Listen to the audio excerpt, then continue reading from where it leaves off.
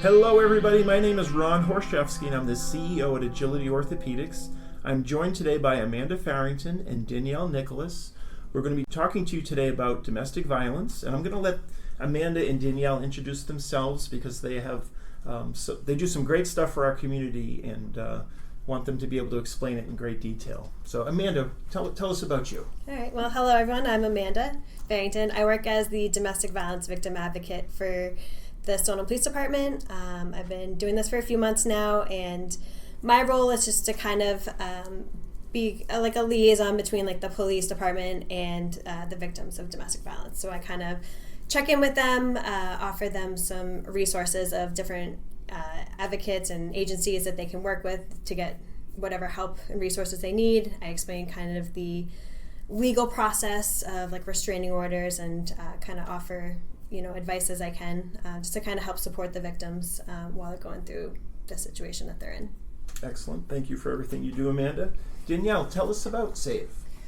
So I'm Danielle Nicholas. I'm the Vice Chair of Stoneham Alliance Against Violence, or SAVE for short. So we are a dedicated group of community members who bring awareness to domestic violence and teen dating abuse.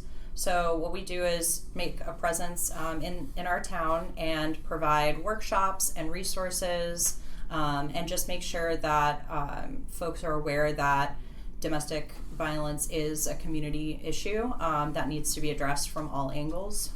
I'm curious about the forms that domestic violence can take. Amanda, can you tell us a little bit about the different forms it takes? Yeah, absolutely. So there's a lot of different forms, and I feel like the biggest one that a lot of people tend to focus the most on is like the physical violence. That's usually when people start to notice that domestic violence is going on because they see the physical markings on their friends or family members. That's obviously the most obvious one. There's also psychological abuse, emotional abuse, financial abuse, and those all kind of are more hidden because it's behind closed doors and just the way that a partner talks down to the victim, the way that they belittle them and talks down to them and kind of breaks down their self-esteem. It isolates them from friends and family. Financial abuse is a big one where they limit the ability to buy things for their family or takes their money from the paycheck and spends on other things, or even harassing their partner at work so they can't work because there's issues at work because of their partner. So there's a lot of different types of abuse, and like the biggest part is like the power and control. The abuser wants to take the power away from their partner, and that's like the biggest thing is they'll find any way to kind of bring that partner down to show that they have all the power and the control in their relationship. Interesting. And Danielle, I'm wondering if you can comment on some of the outside signs of domestic violence. Like, what are some of the things when somebody's on the outside looking in? What might they see that they should be aware of? Sure. So, as Amanda said, some of the physical signs of violence can be bruising or markings. The person can seem withdrawn or depressed or sad, and that can happen suddenly or it can happen over the course of time. They can start to become a little bit closed off from their family and friends and not open to discussing some personal issues that might be happening at home or otherwise. I think that a lot of people can even come off as everything is okay and everything is normal, but people close to them can see that there has been a change or a shift. I think that, when it comes to financial abuse, that's a little harder to recognize, but, somebody could be reluctant to spend their money in ways that they would like to, or feel not in control of their own financial situation. When it comes to, children, I think that it can be a little different, but some of the ways that it can appear would be, discussing things that seem alarming, and, to the an immediate caregiver or somebody outside of the home, it's really important to look for not only those physical attributes, but also really listening to what a child might be disclosing to you, because those things can have maybe a deeper meaning or need to be looked into. It sounds like there's a lot of things for people to pay attention to, and if you're busy in your life, you might just miss signs that people are giving you. Like you might miss even a loved one or a friend who might be going through this.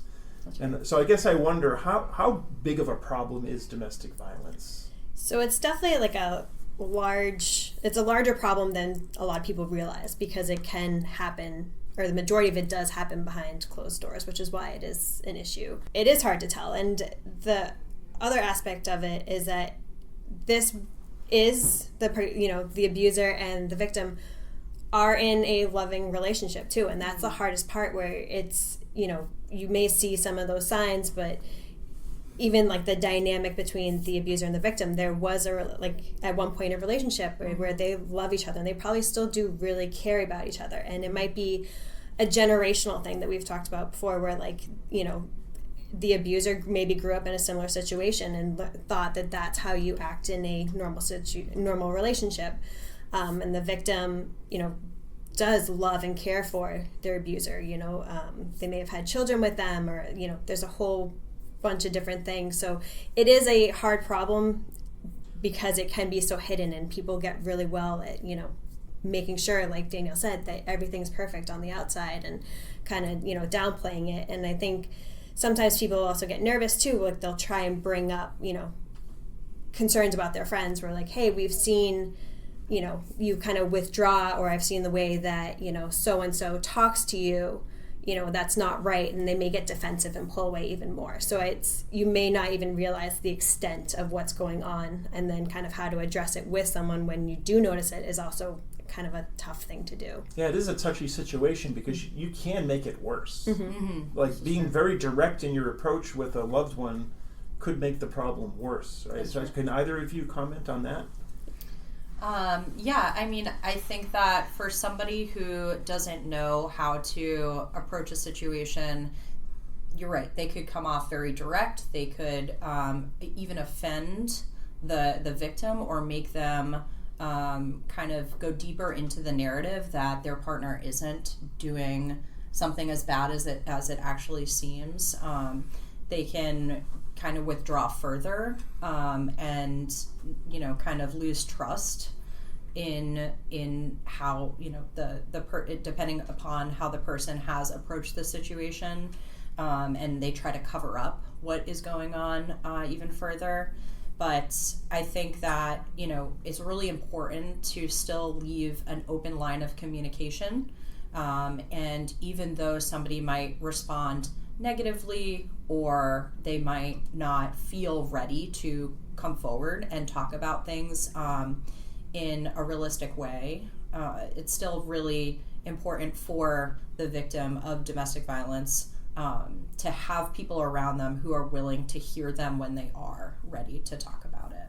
And I think Danielle has some great points too, and that open line of communication also has to come with letting the person know that there's no judgment for the situation that they're in, and that they can still come to you whenever they do feel ready. And I know that the statistic that we like to share a lot is it takes at least 7 tries before someone may actually leave their partner. And I think a lot of people, especially with like the physical abuse for domestic violence, people say like, why do you stay with this person if they're physically abusing them? You should just leave them now.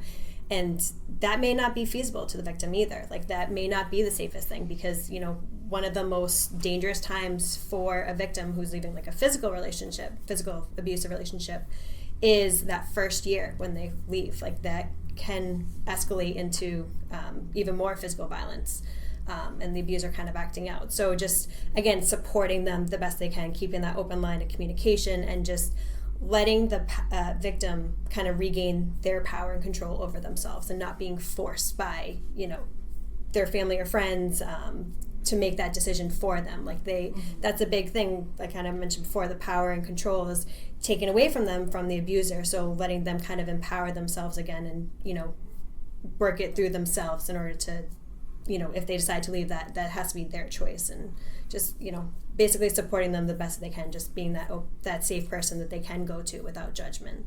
Okay. So a question to both of you would be, if you had a friend who you was suspecting that they're in a domestic violence type situation, like how would you coach other people to approach their friends in a safe manner to address the issue?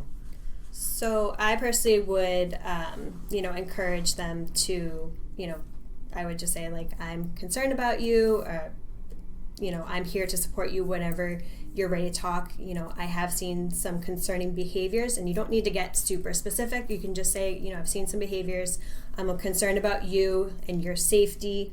And if they have like children or pets, like, I'm concerned about their safety.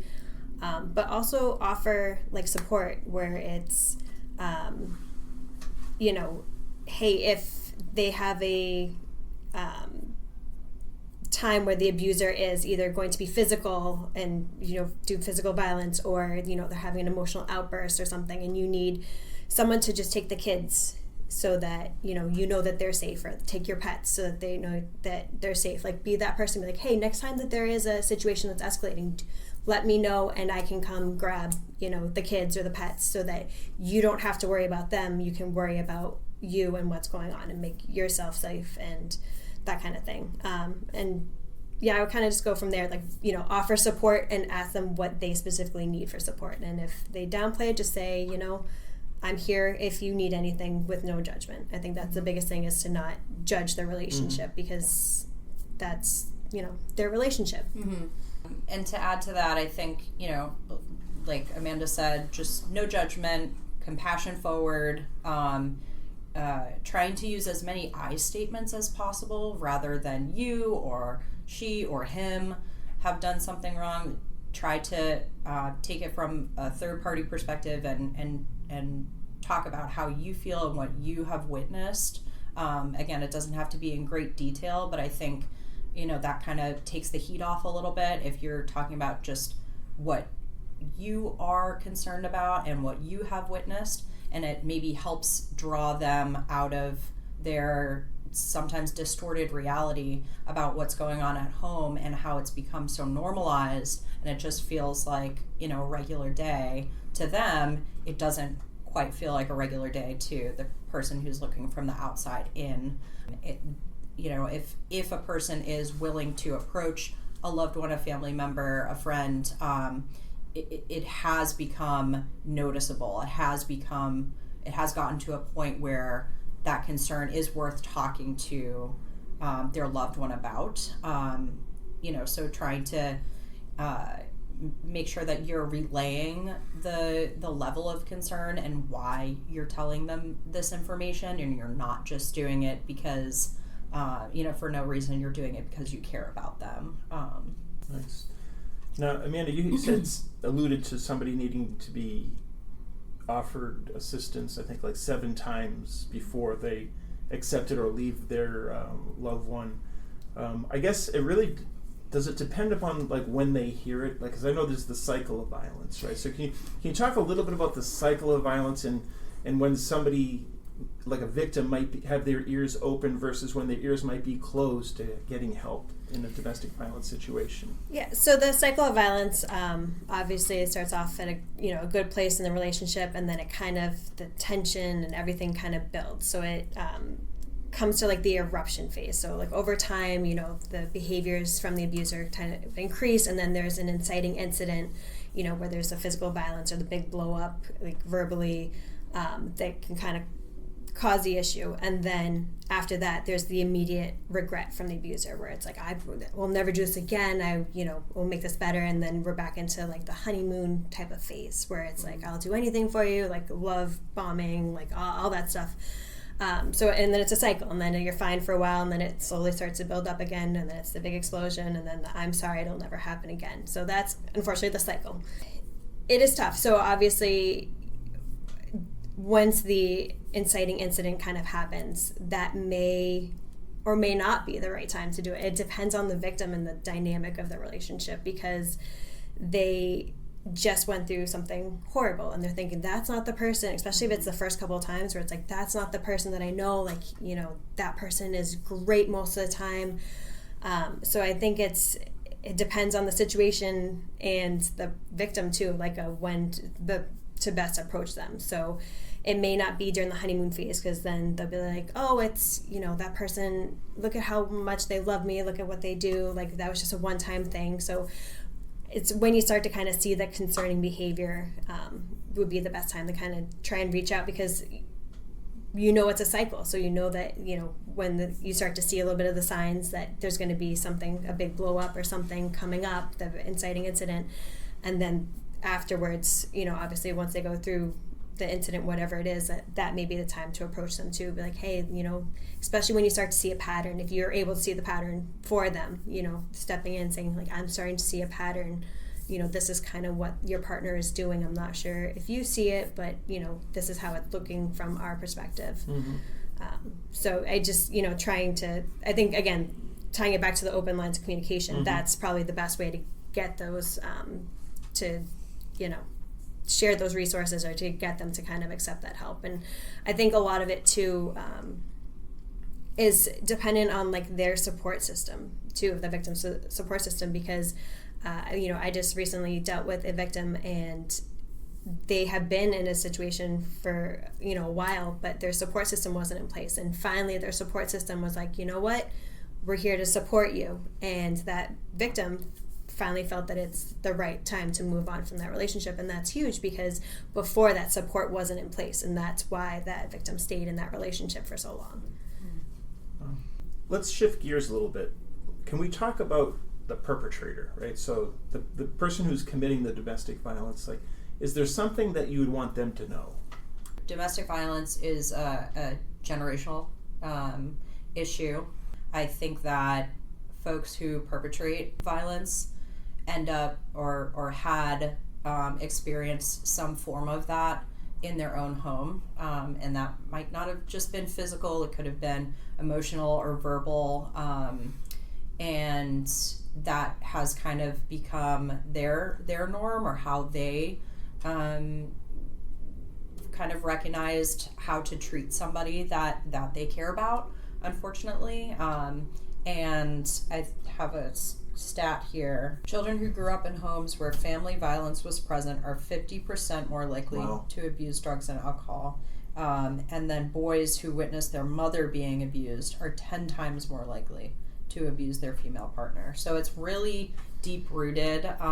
It becomes really normalized. The perpetrator should seek support. There is support out there for people who think they might be, you know, either their behaviors are escalating and they don't know how to handle them, they don't know how to approach the situation because the abuse is not acceptable, and it's not, you know, approached with a level of support the way it would be with the victim. And I also, not to segue it to a different conversation, but I also just want to point out too that the kind of misconception is that only males can be the abusers and females can be the victims, and that's not the case. Like, there are male victims from female abusers, there's female abusers and female victims, and male victims and male abusers. So it can be any sort of dynamic in terms of gender and identity for the abuser and the victim. And not to steal Ron's job, but I know that Danielle, you had recently done a program with like the middle school students, just talking about like relationships. So like, what were some of like the things that you kind of shared that maybe would help like people, even not even middle schoolers, but like maybe some of the things that you talked about there that maybe people would recognize, like, oh, I'm doing that and that's not good behavior. Like, what would you share? Sure. So. Yeah, no. So when we did the Healthy Relationships workshop in the middle school, we really tried to break it down to its most basic components and talk about, you know, what a healthy friendship looks like, what healthy early relationships look like, how to treat somebody fairly, how to talk to them in a respectful manner, what you would expect from a friend or somebody you're dating, how you would want to be treated. We really try to drive home the point that a relationship should be equal, and that the moment that you feel like you are trying to gain power and control over another person or another person's life, then that's a time to step back and really think about how your behaviors could be affecting that person. And if you were in their shoes, how might you feel in those moments of, pretty much having your autonomy taken away. You can kind of layer upon how you talk to kids about these situations, just so they can stop it at the source. They can recognize it if it's happening in their home.